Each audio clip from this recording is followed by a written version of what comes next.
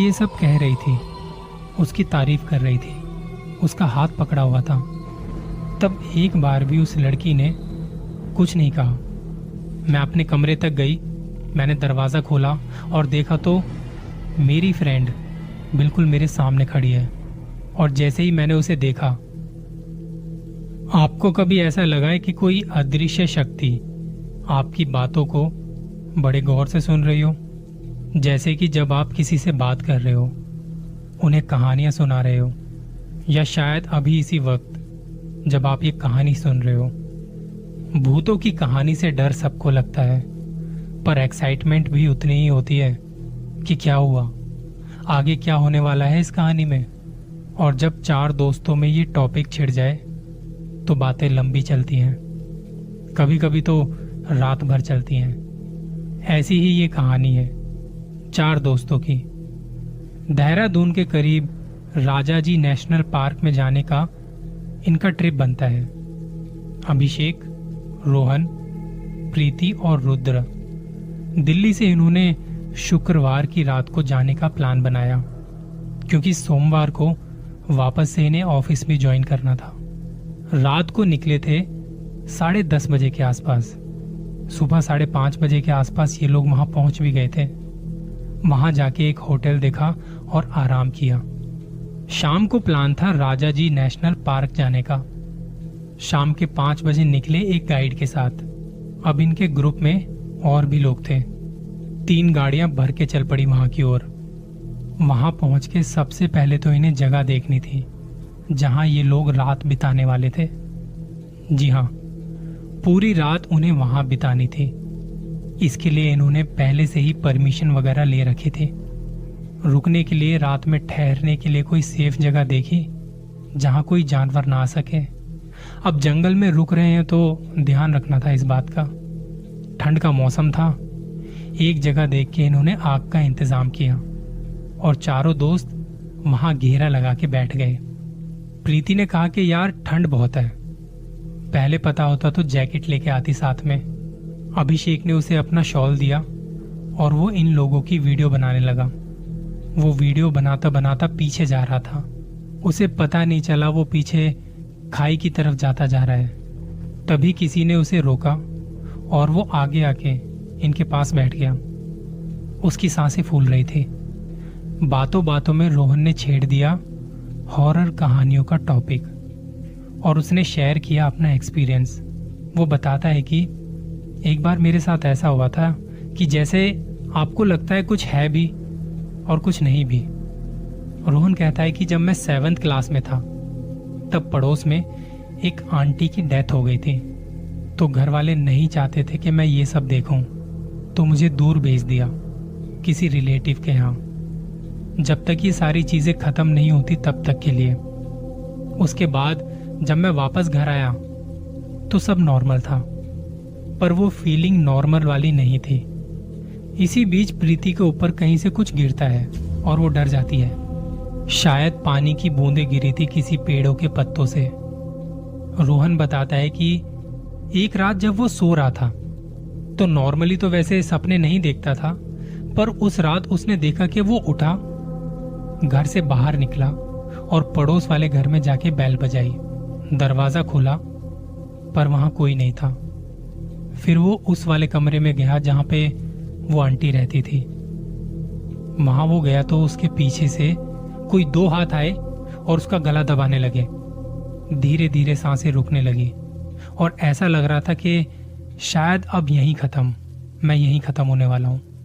ये सब मेरे सपने में था और रियल लाइफ में भी ऐसा ही कुछ कुछ फील हो रहा था। उस वक्त जितनी भी जान थी उसने पूरा जोर लगा के माँ को पुकारा, क्योंकि ऐसी सिचुएशन में माँ ही याद आती है सबसे पहले।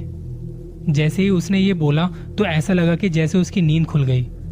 मैं जोर जोर से सांसें ले रहा था और मैं उठ के बैठ गया था। मैंने भगवान को शुक्रिया अदा किया कि सपना था। मैं उठ के बाहर मम्मी के पास गया और मम्मी ने देखा तो उनका रिएक्शन था कि ये तेरी गर्दन पे क्या हुआ। तब मुझे पता चला कि वो सपना नहीं, हकीकत था। मेरे रोंगटे खड़े हो गए थे, आज भी हो जाते हैं। उसके बाद फिर पंडित जी को घर में बुलाया, पूजा पाठ करवाए। आज भी उनका दिया काला धागा पहनता हूँ। सारे कर्म कांड के बाद जैसा होता है वैसे रहता हूँ। बातों बातों में रुद्र प्रीति से पूछता है कि तुम्हारे साथ कभी कुछ ऐसा हुआ है? तो प्रीति बताती है कि आज भी वो बात याद करके उसके मन में डर बैठ जाता है। वो पूछती है कि तुम में से कोई बोर्डिंग स्कूल गया है कभी? सबने कहा कि नहीं। वो बताती है कि 8वीं क्लास तक वो बोर्डिंग स्कूल में रही थी। वहाँ के कुछ रूल्स थे जो बहुत स्ट्रिक्ट होते हैं। वहाँ बड़े बड़े से कॉरिडोर और काफी बड़ा सा एरिया था। वो इतने में कहीं से भेड़िए की आवाज आती है और प्रीति वो आवाज सुन के डर जाती है। अभिषेक और रुद्र उसे समझाते हैं कि कोई भेड़िया होगा और रुद्र अभिषेक को कहता है कि यार आग थोड़ी कम हो रही है, इसमें थोड़ी और लकड़ी डाल दे, रात भर आग जलती रहेगी तो अच्छा है। तब प्रीति कहती है कि वहां एक रूल ऐसा था कि आप 9 बजे के बाद आप बाहर नहीं आ सकते अपने कमरे से। तो एक दिन 12 बजे के आसपास उसे बाथरूम जाना था और अंधेरे में इतना डर लगता था कि जिसकी कोई हद नहीं। उस वक्त हवा टाइट थी। तब मैंने मेरी फ्रेंड को उठाया क्योंकि बाथरूम जाना था और वो भी पूरा कॉरिडोर पार करके। तो मैंने अपनी फ्रेंड को कहा कि तू मेरे साथ चलना। हम दोनों गए वहां और मैं बाथरूम में थी। तभी अचानक लाइट चली गई। तो मैंने जल्दी जल्दी काम तमाम किया और मैं बाहर आई। जब मैं बाहर आई तो मैंने उसे पीछे से हाथ मारा और मैंने फटाफट उसका हाथ पकड़ लिया कि बच गए, मरूंगी तो नहीं एटलीस्ट। मैं बिल्कुल कस के उसका हाथ पकड़े हुए थी और उसका हाथ पकड़ के मैं कही जा रही थी, यार थैंक यू यार, तू मेरी बेस्ट फ्रेंड है यार, तू ऐसी है, तू वैसी है, तेरे होते हुए मुझे कुछ नहीं हो सकता। लेकिन जब मैं ये सब कह रही थी, उसकी तारीफ कर रही थी, उसका हाथ पकड़ा हुआ था, तब एक बार भी उस लड़की ने कुछ नहीं कहा। मैं अपने कमरे तक गई, मैंने दरवाजा खोला और देखा तो मेरी फ्रेंड बिल्कुल मेरे सामने खड़ी है। और जैसे ही मैंने उसे देखा, मेरा हाथ उसके हाथ से छूटा और सब गायब। मुझे हाथों में कुछ महसूस ही नहीं हो रहा था। पहले ऐसा लग रहा था जैसे हाथ पकड़ा हुआ है और अचानक से वहां कोई नहीं था। रुद्र ने कहा कि ये चीजें जब तक आपके साथ नहीं होती है ना, खुद के साथ ऐसा कुछ नहीं होता, तब तक इन पर यकीन नहीं आता।